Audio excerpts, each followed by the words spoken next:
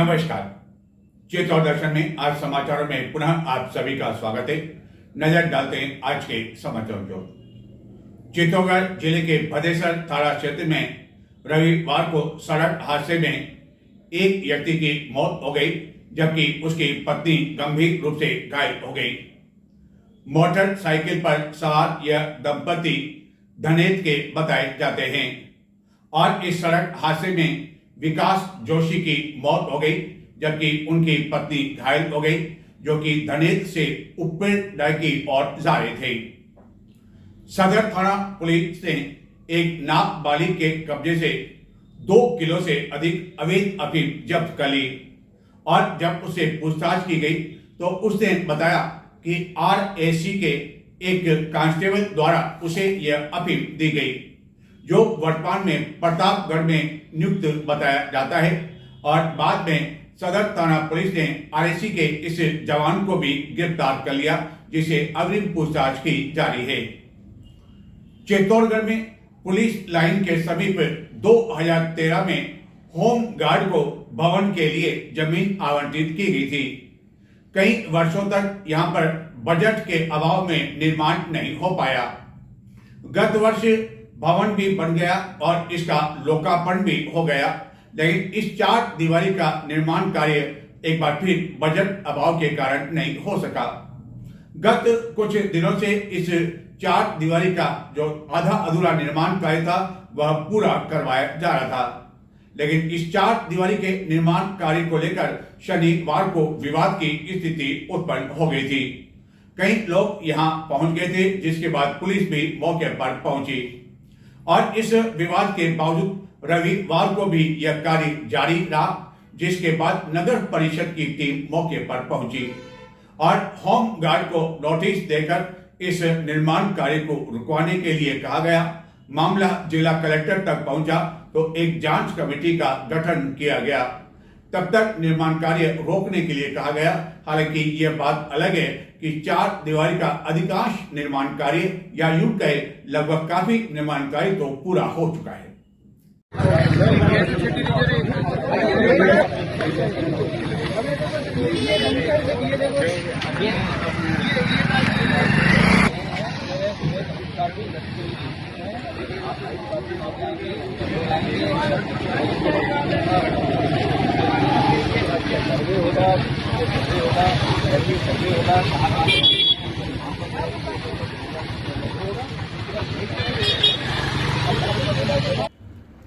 चित्तौड़गढ़ में police line के समीप होम गार्ड ट्रेनिंग सेंटर की 4 दीवारी का निर्माण करवाए जाने पर नगर परिषद द्वारा इसे अतिक्रमण बताते हुए नोटिस जारी किए जाने के बावजूद रविवार को भी काम चलता रहा।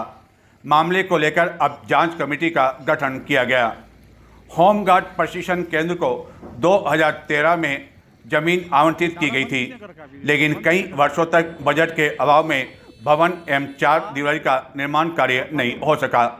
गत वर्ष इस भवन का निर्माण कार्य करवाए जाने के साथ ही लोकार्पण भी कर दिया गया और ये भवन आरंभ भी हो गया, लेकिन गत कुछ दिनों से यहाँ पर गेट लगाए जाने के साथ ही 4 दीवारी का निर्माण कार्य करवाया जा रहा था। इस कार्य को लेकर शनिवार को हंगामा हो गया था और कुछ लोगों ने अतिक्रमण बताते हुए जब इसका विरोध किया तो पुलिस भी मौके पर पहुंची, जबकि होम गार्ड प्रशिक्षण केंद्र के प्रभारी का कहना है कि 4 दीवारी गत कई समय से नहीं बनाए जाने से भू माफियाओं ने कब्जा कर लिया था, जिसके कारण अब 4 दीवारी बनाई जा रही थी और ऐसे ही लोग जो है इसका विरोध कर रहे हैं। जबकि कुछ लोगों का कहना है कि यहाँ से गुजरा एक नाला इसी 4 दीवारी के अंदर से होकर जाना चाहिए, लेकिन होम गार्ड के कमांडेंट ने इसका विरोध किया। इस विवाद के बीच नगर परिषद ने 3 दिन में 4 दीवारी हटाने का नोटिस भी दिया, लेकिन इसके बावजूद रविवार को भी यह कार्य जारी रहने से नगर परिषद के साथ ही तहसीलदार एवं पुलिस जाब्ता पुनः मौके पर पहुंचा। नगर परिषद ने यह अवैध निर्माण होम गार्ड को हटाने का आदेश दिया, जबकि होम गार्ड का कहना है कि वह अपनी सीमा में ही निर्माण करवा रहा है। विवाद की जानकारी जिला कलेक्टर तक पहुंचे पर एक जांच कमेटी का गठन किया गया, जो सभी दस्तावेजों का अवलोकन कर जिला प्रशासन को अपनी रिपोर्ट सौंपेगी। चित्तौड़गढ़ में जब कभी भी कोई जिला कलेक्टर आता है, पदभार ग्रहण करने के बाद वह चिकित्सालय का निरीक्षण करता है। ऐसे कई जिला कलेक्टर आए जिनके द्वारा पदभार ग्रहण करने के बाद चिकित्सालय का निरीक्षण किया गया। चित्तौड़गढ़ की नव नियुक्त जिला कलेक्टर डॉक्टर मंजू द्वारा भी पदभार ग्रहण करने के बाद चिकित्सालय का निरीक्षण किया गया। लेकिन संभवतः ऐसा पहली बार हुआ कि किसी जिला कलेक्टर द्वारा पीएमओ को लताड़ पिलाई गई हो, और वह भी सभी के सामने। हालांकि यह लताड़ कोई गलत नहीं पिलाई गई, लेकिन सही बात को लेकर भी आज दिन तक किसी भी जिला कलेक्टर द्वारा इस तरह लताड़ नहीं पिलाई गई जिस तरह की नव नियुक्त जिला कलेक्टर द्वारा पिलाई गई। दरअसल जिला कलेक्टर जब चिकित्सालय का निरीक्षण कर रही थी तो उसी दौरान एक बंद दरवाजे में जब उन्होंने झांक कर देखा, पूछा कि आखिरकार यह क्या है, तो बताया गया कि अनुपयोगी सामान है जो कि कबाड़ के रूप में तब्दील हो चुका है। इस पर जिला कलेक्टर ने नाराजगी जाहिर की और पीएमओ को कहा कि यह गलत बात है।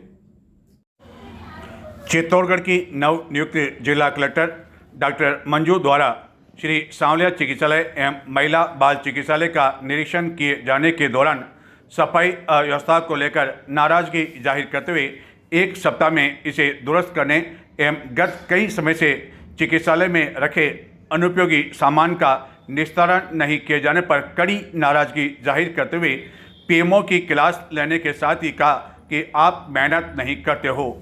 नव नियुक्त जिला कलेक्टर द्वारा पदभार ग्रहण करने के बाद जब जिला मुख्यालय स्थित चिकित्सालय का निरीक्षण किया गया तो जगह जगह गंदगी होने पर उन्होंने इसे गंभीरता से लेते हुए एक सप्ताह में इसमें सुधार के निर्देश दिए। जिला कलेक्टर, जिन्हें डॉक्टर की उपाधि प्राप्त होने के कारण चिकित्सा के बारे में सभी जानकारी है, उन्होंने चिकित्सालय का बारीकी से निरीक्षण किया। इसके साथ ही यहाँ मौजूद दवाइयों आदि के बारे में भी बारीकी से जानकारी ली। निरीक्षण के दौरान सांवलिया चिकित्सालय में बंद पड़े एक चैनल गेट के बारे में जब पूछा गया तो बताया गया कि अंदर काफ़ी अनुपयोगी सामान है, और यह जब पूछा गया कि इसका निस्तारण कब से नहीं किया गया तो पता चला कि काफ़ी समय से इसका निस्तारण नहीं किया गया और यह सामान कबाड़ हो चुका है। इस पर जिला कलेक्टर ने नाराजगी जाहिर करते हुए पीएमओ डॉक्टर दिनेश वैष्णव से कहा कि आप मेहनत नहीं करते हो। उन्होंने सोमवार को इस बारे में इस सामान की फाइल कार्यालय में लाने एवं कमेटी का गठन कर इसका निस्तारण करने का निर्देश देते हुए कहा कि इस तरह का सामान अनावश्यक रखने की आवश्यकता नहीं होती है। उन्होंने पीएमओ से नाराजगी जाहिर करते हुए ये भी कहा कि यह गलत बात है। इससे पहले कई जिला कलेक्टर चिकित्सालय का निरीक्षण करते आए हैं, लेकिन किसी जिला कलेक्टर द्वारा पीएमओ को इस तरह सभी के सामने लताड़ संभवतः कई समय बाद पिलाई गई। वरिष्ठ नागरिकों का 2 दिवसीय प्रांतीय अधिवेशन रविवार को चित्तौड़गढ़ में संपन्न हुआ। इस अधिवेशन में राजस्थान से 1000 से अधिक वरिष्ठ नागरिकों ने भाग लिया। अधिवेशन के पहले दिन शनिवार को जहां सांस्कृतिक संध्या का आयोजन किया गया, वहीं रविवार को उद्घाटन सत्र हुआ। इस उद्घाटन सत्र में सहकारिता मंत्री गौतम दव के साथ ही चित्तौड़गढ़ के विधायक, निम्बाड़ा के विधायक एवं बेगू के विधायक मौजूद थे, जिनके द्वारा एक स्मारिका का विमोचन भी किया गया और पहली बार चित्तौड़गढ़ में इस तरह का प्रांतीय अधिवेशन आयोजित किया गया, जिसको लेकर राजस्थान से आए वरिष्ठ नागरिकों ने यहाँ किए गए आयोजन और यहाँ की व्यवस्थाओं की बुरी प्रशंसा भी की। इस दौरान खुला अधिवेशन भी आयोजित किया गया, जिसमें वरिष्ठ नागरिकों ने अपनी अपनी समस्याएं बताई। वरिष्ठ नागरिक संस्थान के तत्वाधान में वरिष्ठ नागरिक मंच चित्तौड़गढ़ द्वारा आयोजित 2 दिवसीय प्रांतीय अधिवेशन के दूसरे दिन इंदिरा प्रियदर्शनी ऑडिटोरियम में अधिवेशन का उद्घाटन किया गया। सहकारिता मंत्री गौतम दत्त के साथ ही चित्तौड़गढ़ के विधायक चंद्रभान सिंह भाटिया, निम्बाड़ा के विधायक श्रीचंद केरपानी, बेगू के विधायक डॉक्टर सुरेश धाकड़ के साथ ही अन्य जनप्रतिनिधि एवं वरिष्ठ नागरिक संस्थान के प्रदेशाध्यक्ष भंवर सेठ भी मौजूद थे। इस दौरान खुला अधिवेशन का आयोजन भी दूसरे दिन किया गया। वरिष्ठ नागरिकों ने अलग अलग समस्याओं की और जनप्रतिनिधियों का ध्यान आकर्षित किया। इन पर जनप्रतिनिधियों ने सरकार से इस बारे में बातचीत कर इसका समाधान करने का आश्वासन दिया। वो तो मैं जानता हूँ अच्छी तरह, क्योंकि मेरे तो दोनों हाथों से मेरे पर आशीर्वाद है। मैं तो तीनों चुनाव लड़ा, तीनों चुनाव में इन सब लोगों का तन से आशीर्वाद मेरे पर रहा है। और वास्तव में चित्तौड़गढ़ का वरिष्ठ नागरिक और जो कार्यक्रम होते हैं, जो सम्मेलन होते हैं, वो बहुत ही शानदार सम्मेलन होते हैं।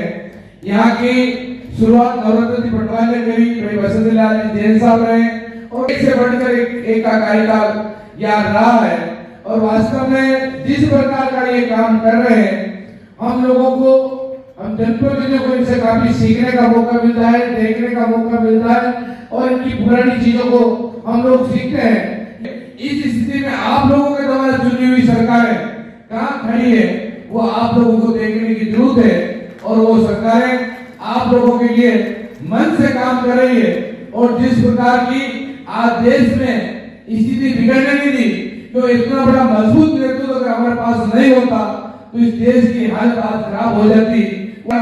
आज पूरी देश की स्थिति अच्छी है। और आप लोगों की जो मांगे हैं, भाई गौतम जी शाह के साथ हम लोग भी राजस्थान की जो मांगे हैं, या केंद्र की जो रेलवे की मांगे हैं, या दूसरी मांगे हैं, वास्तव में मांगे योग मांगे हैं, उसको आप तक पहुंचाने का काम करता हूं। मैं तो एक मैसेंजर हूं कि नीचे ऐसा चल रहा है। और आज भंवर जी सेठ को धन्यवाद देता हूं कि सरकारों के बारे में लोगों की क्या धारणा बन रही है वो आपने बताया। तो ये चेतावनी है कि आप समय रहते ठीक कर लो हमारी व्यवस्था, नहीं तो बाद में तकलीफ होगी।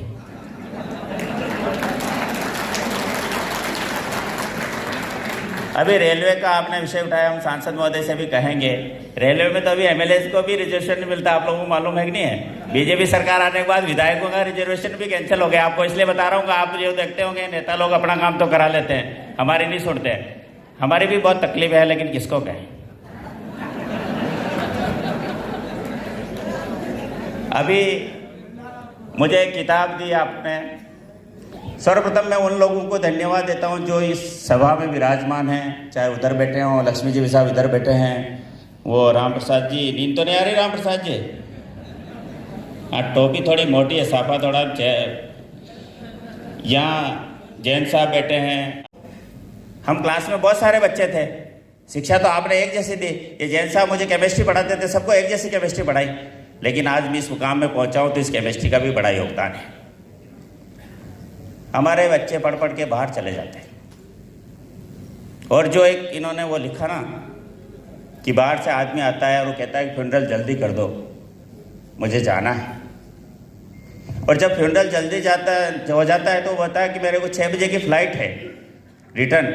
और जिस आदमी ने व्यवस्था की उसको 50,000 रुपये का चेक देने की कोशिश करता है, चेक ले लो और इसकी आपने बढ़िया व्यवस्था की और बाकी के काम भी आप करा देना, मैं इसके पैसे दे देता हूँ। लेकिन सब काम होने के बाद वो जाने कि क्या वो पैसे देने के लिए मना कर देता कि पैसे नहीं चाहिए मुझे, क्योंकि तुम्हारे पिताजी इसकी पैसे की व्यवस्था एडवांस मेरे पास पहले ही करके चले गए कि ये मेरा बेटा पैसा कमाने में बहुत बिजी है, उसको समय नहीं मिलेगा, उसका समय खराब मत करना। और ये चेक आप ले लो, जब मेरे 100 वर्ष पूरे हो जाए, साल भर से मैं बीमार चल रहा हूँ, तो मेरा अंतिम संस्कार कर देना और मेरे बेटे को सूचना भिजवा देना। ये पीढ़ी किसमें तैयार है? इस पर विचार करने की जरूरत है। हम बड़े खुश हो जाते हैं कि मेरा बेटा वहाँ है, लेकिन जब मैं लोगों से मिलता हूँ, मेरे साथ पढ़ने वाले भी बहुत अमेरिका में, मुझे भी कहा था बेंगलोर चले जाओ, MCA कर लो, बहुत पैसा मिलेगा। मैंने कहा मैं मास्टर बनूंगा, ये रहूँगा, लेकिन बाहर नहीं जाऊँगा। मुझे मेरा गांव पसंद है, मुझे मेरा शहर पसंद है, मैं इस चित्तौड़ को छोड़ करके नहीं जाऊँगा। और ये जैसा बेटे रिकॉर्ड पता कर लेना, और कोई मुँह में छोटी वोटी नहीं हो, पूछ लीजिए है। हमारा अंडे वाला सब बाहर है, कम से कम 10 लोग तो अमेरिका में आज भी है। लेकिन मैं नहीं गया। मैंने कहा नहीं, मैं ये काम नहीं कर सकता, एक बंद कमरे में बैठ के मैं नौकरी नहीं कर सकता। तो आप लोगों को इस पर भी चिंतन करना चाहिए कि हम, आज तो ठीक है जमाना बदल गया, बाकी हम किसी घर जाते तो बड़े घर से कहते मेरा बेटा वहाँ है, लेकिन आज उन्हीं के घर पे जाता हूँ तो उनकी आंखों में आंसू देखता हूँ। ये सच्चाई है। क्यों? कि वो फोन करते हैं तो कहते हैं कि तबीयत खराब, तो मैं डॉक्टर को फोन करता हूँ, पैसे भेज दूँ। अरे बाहर में जाए, हमें पैसे थोड़ी चाहिए, हमारे बेटे की जरूरत है जो ये सिर पे हाथ रख कर कहते हैं कि पापा आपकी क्या हो रहा है। और उसी पिताजी ने जब आप स्कूल में पढ़ते हो, फीस लेने जाते हो, पेरेंट्स मीटिंग में जाते हो, बच्चे के लिए क्या क्या नहीं करते हैं। जब फीस नहीं होती है ना, तब भी वो दूसरी जगह से लाते हैं। और मैं तो ऐसे माँ बाप का बेटा हूँ, मेरे पिताजी तो 6ठी पास है, लेकिन मेरी माँ तो ये भी नहीं जानती आज विधायक क्या होता है। उनको बताना पड़ता है चंद्रमान सिंह आटिया की तरह मैं भी विधायक हूँ। तो हमारे लोगों ने इतनी तकलीफ देखते हैं हमारे माँ बाप, लेकिन बच्चों की भी जिम्मेदारी है। लेकिन बच्चे अगर पथ भ्रमित हो रहे हैं तो उसमें कहीं कहीं आप लोग की जिम्मेदार। सहकारिता मंत्री गौतम दत्त ने इस अवसर पर कहा कि आज की पीढ़ी में संस्कारों की कमी होती जा रही है, सनातन संस्कृति लुप्त होती जा रही है, जो कि चिंतन का विषय है। पदाधिकारियों द्वारा विभिन्न समस्याओं की ओर ध्यान आकर्षित किए जाने पर उन्होंने इसका समाधान करने का आश्वासन देते हुए कहा कि वह इसको लेकर मुख्यमंत्री का भी ध्यान आकर्षित करेंगे और उन सब समस्याओं को समाधान करने का हम अपनी तरफ से पूरी भरपूर तरीके से प्रयास करेंगे। जो अभी सुरेश जी ने कुछ विषय को छेड़ा था, मैंने इनसे कहा था मैं आपका विषय है ये, कहीं न कहीं ये बात भी कहीं न कहीं आनी चाहिए और बहुत अच्छे तरीके से हम अपनी एम्बिशंस जो है उन बच्चों पे थोपने का काम करते हैं और वो बाद में जाकर के हमें ही ऐसा महसूस होता है, हम ही जैसे महसूस करते हैं। जो अभी उदाहरण भी आपने दिया, ऐसा कोई एक उदाहरण नहीं, हम अगर शहरों में देखते हैं तो बहुत सारे उदाहरण ऐसे देखने को मिलते हैं। तो मैं तो यहाँ सभी आप वरिष्ठ विराजमान हैं, मैं तो ये आपसे आग्रह करूंगा कि आप भी, हम सरकार से जो हो सकता है वो आप, हम सरकार से प्रयास करेंगे, लेकिन मैं आपसे भी ये निवेदन करूंगा जो बड़े कस्बे उनमें जरूर हम कहीं न कहीं परिवारों में संस्कारों के लिए हमको एक टीम बना करके कहीं न कहीं एक टीम बना करके परिवारों में जाने का काम। किस्सा आया था थोड़े दिनों पहले कि डेथ हो गई और 6 महीने तक उसका दरवाजा नहीं खुला।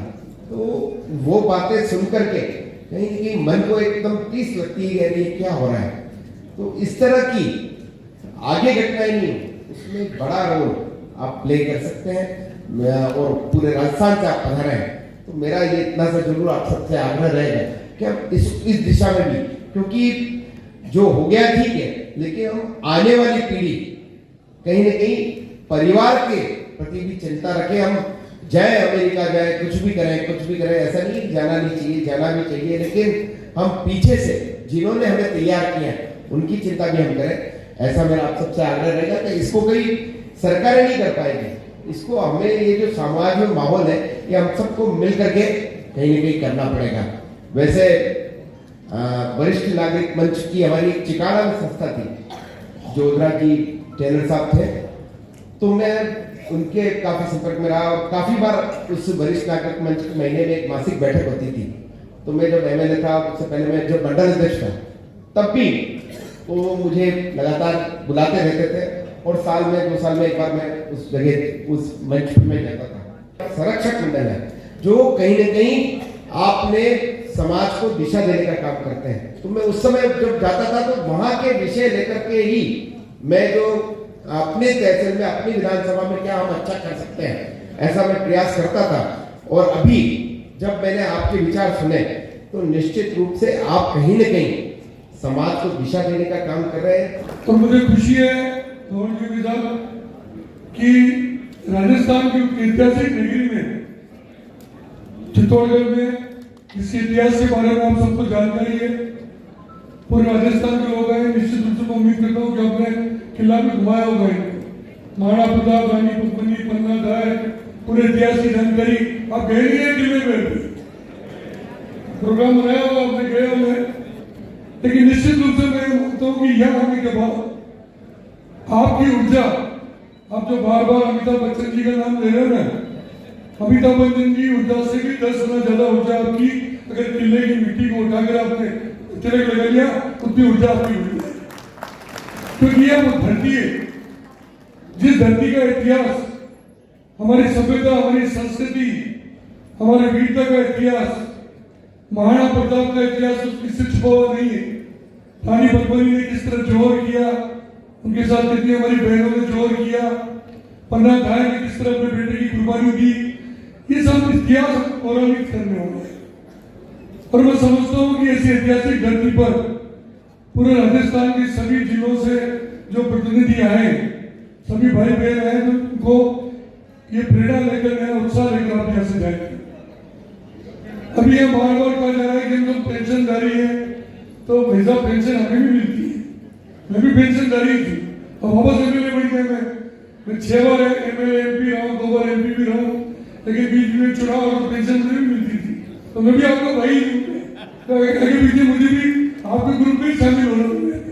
इसलिए आप इस बात से निश्चित रहो कि पेंशन जो हमारा समाज है, और देखो सबसे बड़ी चीज पे मानते हो आप अपने आप को वरिष्ठ नागरिक कहते हो या पेंशन की बात करते हो, तो मेरे मन में तकलीफ हो गया। वरिष्ठ तो नागरिक तो हो ही, पेंशन बहुत मुझे अच्छा नहीं लगता। और मेरा मानना है कि जो हमारे देश में वरिष्ठ है, आज हमारे देश की जो स्थिति है, आज हिंदुस्तान के हमारे लोकप्रिय प्रधानमंत्री मोदी जी जिस तरह पूरे विश्व में हिंदुस्तान का नाम रोशन कर रहे थे, एक समय में हमारी आर्थिक स्थिति 11 नंबर पर थी, आज से 11.5 साल पहले आज पूरे विश्व में हम 4थे नंबर पर है। तो उसमें मोदी जी का नाम तो है ही, लेकिन उसमें सबसे ज्यादा योगदान आप लोगों का। आप लोगों ने पूरी जिंदगी भर ये राजस्थान की इस देश के लिए खपाई, और उसी का नतीजा है कि हिंदुस्तान अब आगे बढ़ रहा है। और हमें गर्व होना चाहिए इस बात का कि जिस देश के हम नागरिक हैं, आज आप पूरे विश्व की स्थिति देख रहे हैं, जिस तरह अमेरिका, ईरान, इसराइल का युद्ध चल रहा है, जिस तरह यूक्रेन और सोवियत रूस का युद्ध चल रहा है, अरब कंट्री से युद्ध चल रहा है। ऐसी स्थिति में हमारी क्या जिम्मेदारी, क्योंकि बीच बीच में लोगों को लगता है कि हालांकि ये विश्व तो नहीं हो रहा और ये युद्ध ज्यादा लंबा दिन तक चलेगा ही, लेकिन हम जितने भाई यहाँ पर बैठे हैं, जितने बुजुर्ग यहाँ पर बैठे हैं, हमारी क्या जिम्मेदारी है इस देश के प्रति, इस राज्य के प्रति, ये भी समझने की आवश्यकता है। और मैं समझता हूँ कि जिस तरह भी यहाँ पर अमिताभ बच्चन का जिक्र किया गया कि वो बुजुर्ग होने के बाद भी आज बॉलीवुड में नंबर 1 के अभिनेता है आज भी, तो मेरा यह मानना है कि सोना जितना भी तपता है ना, वो और चमकता है और खराब होता है, वो सोना आपके शरीर में भी। वैसे तो भगवान जी कह रहे थे कि अभी भी हमारे ताकत में कोई कमी नहीं है, लेकिन मेरा आप लोगों से इतना निवेदन है कि आप लोगों ने भी यहाँ पर जो समस्या है मुझे बताइए। मैं निश्चित रूप से आपको कह रहा हूँ कि जरूरत पड़ी तो मुख्यमंत्री जी से, जहां भी आवश्यकता पड़ी मेरी तरफ से आपको कभी लगी, सबसे मिलकर इस समस्या का समाधान करने के लिए पूरा प्रयास करूंगा। कई कमी नहीं है और आवश्यकता पड़ी तो विधानसभा में भी उठाऊंगा, कोई दिक्कत वाली बात नहीं, क्योंकि मेरा मानना है कि हम सब देश के नागरिक हैं। एक व्यक्ति जब सरकारी नौकरी में आता है तो पूरी जिंदगी वो ईमानदारी से सरकारी नौकरी में, सिर्फ चाहे वो शिक्षक हो, चाहे स्वास्थ्य कर्मी हो, चाहे किसी भी विभाग में काम कर रहा हो, तो अपने योग्यता के माध्यम से वो समाज की सेवा करता है। आज समाज का जो रूप देख रहे हैं, उस समाज का जो रूप निखारने की जिम्मेदारी है, वो हम नौकरी करते हुए थी हमारी, लेकिन मेरा मानना है कि जिम्मेदारी हमारी बहुत बड़ी है। तो जब हमको पेंशन मिलना शुरू हो गई, अब वो मेडिकल की बात है, दूसरी बात है कि उसकी हम कोशिश करेंगे, लेकिन समाज में आपको जितना योगदान मिल सकता है अगर उसको सदुपयोग होता है, तो मैं समझता हूँ कि हमारा देश और आगे बढ़ सकता है, हमारा राज्य आगे बढ़ सकता है। जिस क्षेत्र में आप रहते हैं वो क्षेत्र आगे बढ़ सकता है। आपको बता अधिवेशन के दौरान वरिष्ठ नागरिक संस्थान के प्रदेशाध्यक्ष भंवर सेठ ने वरिष्ठ नागरिकों की विभिन्न समस्याओं की ओर ध्यान आकर्षित करते हुए कहा कि केंद्र सरकार की कई योजनाओं का लाभ जो कि वरिष्ठ नागरिकों को पहले मिल रहा था वह मिलना बंद हो गया। पहले रेलवे में विभिन्न सुविधाएं मिला करती थी, वह भी काफ़ी समय से बंद है। वरिष्ठ नागरिकों के लिए नेशनल सीनियर सिटीजन हेल्पलाइन सुविधा रात्रि को भी उन्होंने लागू किए जाने की मांग की, जो वर्तमान में प्रातः 8 बजे से रात्रि 8 बजे तक की संचालित हो रही है। इस अधिवेशन की महत्वपूर्ण बात यह भी रही कि इसमें मुख्य अतिथि के रूप में श्री सांवलिया सेठ थे। अतिथियों ने भी मुख्य अतिथि के रूप में श्री सांवलिया सेठ का ही उल्लेख किया। उसमें वरिष्ठ जनों ने कई समस्याओं की ओर ध्यान आकर्षित किया, खासतौर पर जो सरकार से संबंधित समस्या हैं, तो आखिरकार उसके लिए अब क्या कदम उठाएगी? जो भी कोई विषय जो यहाँ वरिष्ठ नागरिक मंच पर सरकार के स्तर पे है, उन सबको हम संबंधित विभागों से बातचीत करके उनका हम कैसे समाधान कर सकते हैं, उसके लिए हम प्रयास कर रहे हैं। खासतौर पर एक केयर टेकर की बात है, आपने भी बताया कि नई बात है, तो आखिरकार इसके लिए क्या कदम उठाए जाएंगे? ये हमारे समाज कल्याण मंत्री जी जो हैं, उनसे मैं चर्चा करके हम इसमें कैसे कुछ कर सकते हैं। निश्चित रूप से ये एक बड़ी अच्छी बात मेरी भी जानकारी में आई कि इस तरह का निश्चित रूप से कोई न कोई एक, जिन परिवारों का कोई देखने वाला नहीं, उनको कोई न कोई एक केयर टेकर के रूप में होना चाहिए, तो निश्चित रूप से उस बात को हम आगे बढ़ाने का प्रयास करेंगे। इस प्रांतीय अधिवेशन के दौरान आयोजित सांस्कृतिक कार्यक्रम के दौरान जिले के लोक कलाकारों ने भी समा बांध दिया। लक्ष्मी नारायण रावल एंड पालकी द्वारा यहाँ पर कार्यक्रम प्रस्तुत किया गया एवं बड़ी संख्या में मौजूद वरिष्ठ नागरिकों को अपने कार्यक्रम से दांतों तले अंगुली दबाने के लिए मजबूर कर दिया। गाजर मूलियों की तरह की बेरों की मुंडी भगी। इसी के साथ एक छोटी सी झलक सांस्कृतिक कार्यक्रम की पेश है।